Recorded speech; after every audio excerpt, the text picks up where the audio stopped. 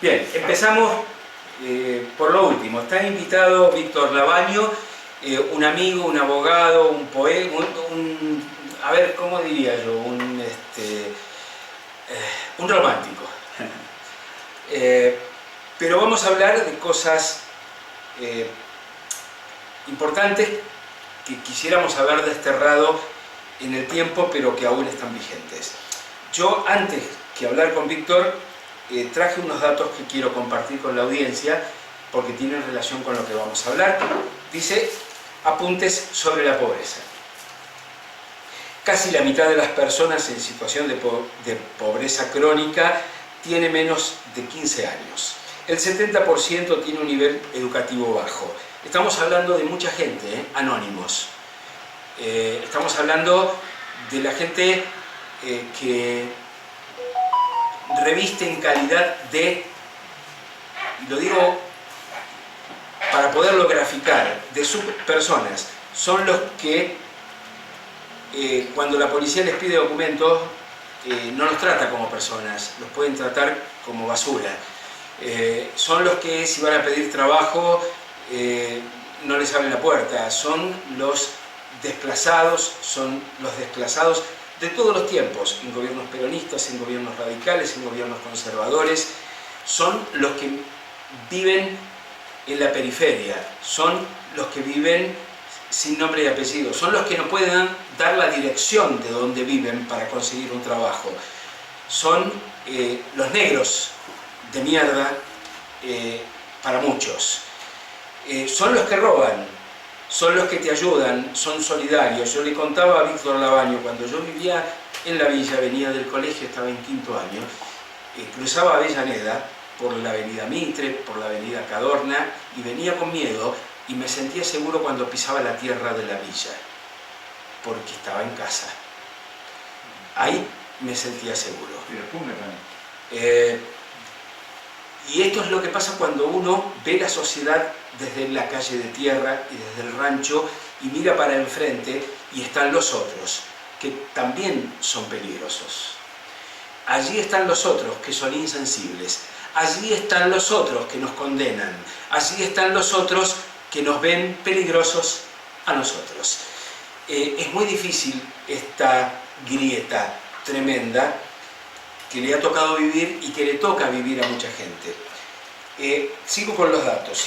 Si bien la mayoría de los adultos tienen trabajo, estos son precarios y sin aportes de seguridad social y cobertura de salud. Son los que no se van a jubilar, los que le tienen que golpear la puerta a un funcionario, los que tienen que bajar la cabeza, los que tienen que mirar desde abajo y no de... Bueno, un profesor mío escribió sobre esta gente un libro, Ernesto Goldar se llama, y el libro lleva por título Los condenados de la tierra. En los últimos 30 años la tasa de pobreza medida por ingresos nunca fue menor al 25%. La tasa de pobreza, 25%, nunca menor. La pobreza implica carencias y vulnerabilidades que exceden la dimensión monetaria. Según este estudio, en el periodo 2003-2018, hubo una clara reducción de la pobreza multidimensional que mide aspectos del nivel de vida de la persona y su acceso a bienes, servicios y derechos. Bueno, se puede hablar mucho de esto. Pobreza crónica en Argentina, núcleo duro de la pobreza, aún en periodos económicamente favorables, tienen bajas posibilidades de salir de la pobreza. 70% de pobres crónicos tienen un nivel educativo bajo. Y prácticamente ninguno posee nivel educativo superior. 35% no tiene trabajo fijo, 33% no tiene empleo con derecho a jubilación, etc. Podemos hablar muchísimo de esto. Víctor Labaño lo reflejó alguna vez en letras, en páginas y en un libro. Gracias por venir, Víctor. Buen día. Buen día, gracias por una introducción tan eficiente en lo que hace a poner a los oyentes, a los televidentes en alerta sobre la gravedad del problema. Este libro, Crónicas de Barro se llama, ya casi no se consigue, en Mercado Libre por ahí se consigue algún ejemplar en alguna librería en Buenos Aires. Tuvo 2 ediciones, en su momento tuvo mucha distribución, se escribió hace exactamente 30 años. Y desgraciadamente, para el país y para todos nosotros, es como si se hubiera escrito anteayer.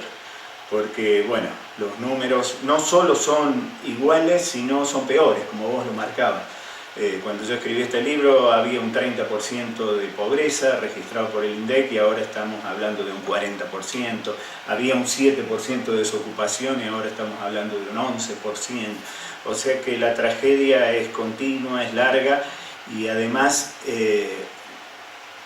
en la cuestión cultural, para lo cual este libro yo creo que tuvo una importante incidencia y creo a partir de un proyecto que hay de reeditarlo que va a volver a tenerla, en lo que hace a cambiar alguna mentalidad. Yo tuve unas experiencias hermosas en aquellos años, que después de publicado el libro di algunas conferencias, charlas en colegios, en municipios, y hubo gente, me acuerdo y lo voy a contar con las palabras justas, aunque por ahí suene duro, en una conferencia yo medio enojado, exaltado de lo que estaba hablando, decía, hay algunos hijos de puta que piensan de tal o cual forma, ¿no? La forma esa que vos recién planteabas que establece la grieta, esa que dicen que a los negros de mierda hay que despreciarlos y si es posible eliminarlos. Y cuando termina la conferencia se me acerca una señora y me dice, le vengo a decir que yo soy una de esas hijas de puta, pero que a partir de sus palabras me voy a quedar pensando y voy a cambiar seguramente.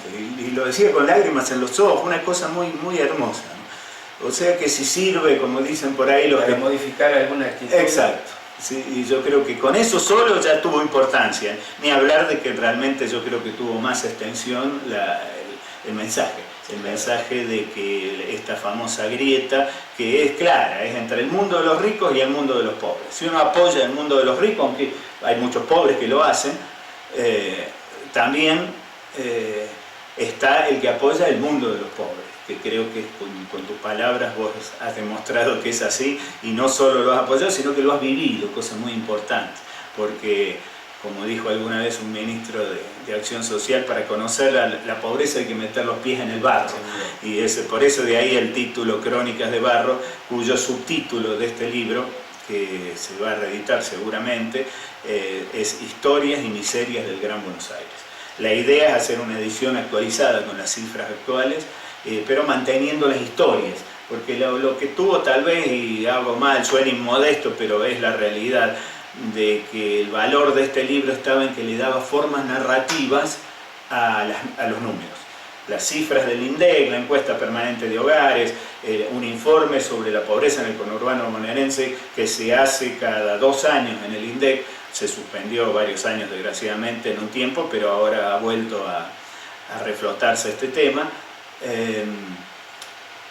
para que la gente los vivencie hay que darle otra forma. Y lo que se le dio en este libro es de formas narrativas. Claro. O sea, hay un capítulo del libro que tenía que ver con las cifras, con eso que vos decías ahí, se llama Silogismo del Espanto, y entonces yo pongo que si en el conurbano bonaerense, en 1989, hay 650.000 niños de 0 a 2 años mal alimentados, cifras de la Organización Panamericana de Salud, si la insuficiencia alimentaria en los 2 primeros años de vida genera daños cerebrales irreversibles, ya existen 650.000 ciudadanos deficientes mentales en el Gran Buenos Aires. Y estamos hablando de hace 30 años. Y en una parte pongo que esa gente, acá al final, algún día no muy lejano, millones de retardados mentales, porque eso es lo que van a hacer, estarán rodeando los reductos privilegiados de los que se salvaron, y con la poca capacidad de raciocinio que les quede, notarán que son la gran mayoría, que son distintos y que están marginados. ¿Qué sucederá entonces? ¿Quién sabe? Nadie puede prever lo que hará un retardado, y mucho menos lo que podrán hacer varios millones. Era un poco para meter miedo, ¿no? Entonces cuando vemos esos pibes, los niní, esos que se juntan en las esquinas, niní porque ni trabajan ni estudian, y están ahí, golpear a otro, exactamente, que pasa y convertirlo en una víctima más, porque antes por ahí era lastimarlo, ahora también es matarlo. Sí, se pierden muchos controles, y bueno, aunque sea por miedo, Yo creo que la gente tiene que empezar a preocuparse por este tema y dejar de joder con eso, que a mí me vuelve loco, ¿no? Que la culpa de todo esto lo tienen los negros, estos que cobran los planes sociales. ¡Qué mentira, qué mentira! Y sin embargo yo me acuerdo cuando acá en La Falda había carteles que decían yo apoyo al campo. Y La Falda se había quedado sin turistas porque los piqueteros del campo, los ricos, que dejaron de, en vez de ganar 1.000 millones, ganaban 900 millones, no tienen los dueños de los campos, ya no tienen dónde meter las camionetas, todos los departamentos que han comprado en Nueva Córdoba para sus hijitos que vayan a estudiar, fortunas y fortunas, y los defienden pobres. Yo una vez discutí con un mozo de un bar acá en La Falda que decía, no, pero hay que tienen razón, lo que cuesta criar una vaca. Mentira, criar una vaca no cuesta un carajo para estos dueños de las tierras, porque se las robaron las 100.000 hectáreas que tiene cada uno de ellos, se las robaron a los indios sus tatarabuelos, y ahora lo que hacen es criar una vaca, que la vaca se cría sola. 1 hectárea necesitas por vaca. 1 hectárea de pasto, tirás la vaca ahí, la vaca engorda, después la mandás al frigorífico. Ponés 30 toros que si trabajan bien, lo único que laburan en el campo de estos tipos son los toros. Los dueños no hacen nada, miran el accionar de los toros. Y eso no genera crítica. Y el 90% de gente que uno se pone a charlar en los barrios, no, porque es negro, que los planes sociales, pero qué locura. ¡Qué locura! Y te ponen ejemplos, sí, yo tengo un vecino que cobra un plan social y no hace nada. Y es probable. En toda profesión, en todo oficio, en toda actividad hay un 10% de hijos de su madre, gente que se abusa. Pero no es más que eso. Y los pobres, vos que has transitado, Horacio, el conurbano bonaerense. Uno va a las 6 de la mañana con un auto. Yo me pasaba que iba a veces a los tribunales de Lomas de Zamora, por esos caminos que había, el Camino Negro, todos esos lugares, y pasaba por las villas y las paradas de colectivo. La Avenida Monterrey. 20, 30 personas en cada parada de colectivo, esperando el colectivo para ir a trabajar a una fábrica. Pero entonces déjense de joder, el 90%. No son 20 personas las que esperan los colectivos, hoy son 50, 80, es una multitud. O sea, de trabajadores. Es una vida de sacrificio tremendo poder ir a trabajar. Yo contaba hace poco en un programa que tengo un sobrino que viaja para ir a trabajar 3 horas. ¿Entendés? Es común. Todo el conurbano bonaerense les dicen ciudades dormitorio, ¿no? Porque en realidad van a trabajar a otro lado. Yo en otro capítulo de este libro, que ahora no me acuerdo cuál era, contaba a Horacio una persona que trabajó 20 años en una fábrica, creo que era Alpargata, yo ponía un ejemplo, ¿no? Sí.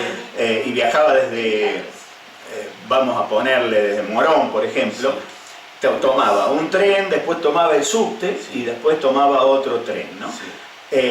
En el subte estaba media hora. Bueno, yo había hecho la cuenta que el hombre se había pasado 1 año bajo la tierra. Claro, sí, sí. Como un topo. 1 año entero viajando. Ni hablar del tema del tren y de las condiciones que ahora por suerte están mucho mejores, ¿no? Pero, Víctor, hoy no hay trenes y salen todos de trabajar y se juntan en 11 o se juntan en Retiro o se juntan en Plaza Constitución y no tienen cómo volver a su casa, los colectivos no dan abasto. Puedes decir, yo trabajé, estoy deseando volver a mi casa, son las 9 de la noche, no hay tren. No, una espada. O sea, es tremenda la calidad de vida a la que están sometidos los que vivimos, como yo, tantos años en el Gran Buenos Aires. Y las condiciones en las que yo por suerte tuve la posibilidad de conocer las villas, he ido a vender a las villas, me he quedado a vivir en la villa, me he hecho adulto en la villa porque terminé la secundaria viviendo en la villa, y nunca tuve un problema, tuve solidaridad. O sea, si yo no tenía yerba sabía que a cualquiera que le pedía me daban yerba, si no había pan, o sea, solidaridad completa. También decirle a la gente que levantarse y no tener agua para lavar, no tener agua para el mate y hacer 20 metros de cola en una canilla, no es vida. O sea, para los que vivimos de otra manera, uno se acostumbra a eso, vive eso, pero el que lo puede observar, eso no es vida. O sea, que te pare la policía y no sos nada, porque vivís en una villa, si sos mujer y tenés 18 años, va a parar la comisaría para la fiesta de todo lo que están ahí adentro. O sea, digo, es muy dura la vida de mucha gente. Y hay que ser solidario con esto y tratar de pasar en limpio lo que es una sociedad inclusiva, de verdad, no de dibujo, no de fantasía. Es así, la verdad muy sabias tus palabras, Horacio, y bueno, un poco esa es la idea. He tenido la fortuna de tener una oferta de reedición del libro, por supuesto que no puse, Qué bueno. pero bueno, voy a tener que ponerme a trabajar para actualizarlo realmente. Te iba a decir, hay que actualizar mucha información en eso. Sí, en este libro hasta hay números en australes, por ejemplo, o sea que hay que actualizar todo eso, llevarlo pero bueno, la idea es seguramente el mismo título, que es muy bueno, son Crónicas de Barro. Yo una vez llevé a un funcionario del área viviendas de la ciudad de Buenos Aires a conocer, sería el secretario de vivienda o algún cargo por el estilo, a conocer lo que era un barrio con calles de tierra, a este señor que vivía en la calle Esmeralda y era abonado del Colón. O sea, por eso digo que los funcionarios también tienen que saber de las necesidades reales de la gente y haber sido parte de esas historias, y son ajenos porque nacieron a la vuelta del Colón, tomarse tiempo para recorrer y para conocer cómo es la vida de los otros, ¿no? Así es, realmente. ¿Cuándo tenemos una edición? Y eso hay que ver. Yo voy a tratar de hacerlo lo antes posible, aprovechar gente que un cierto entusiasmo. No mucho, pedimos tampoco. Ya, pero no creo. Algún apoyo político. Bueno, en Buenos Aires yo estoy viajando, estuve ya 10 días a partir de que tuve esta oferta, estuve en la editorial, por supuesto son comerciantes ellos, y bueno, dice, bueno, trate de conseguir, doctor, que algún ministerio nos compre un número de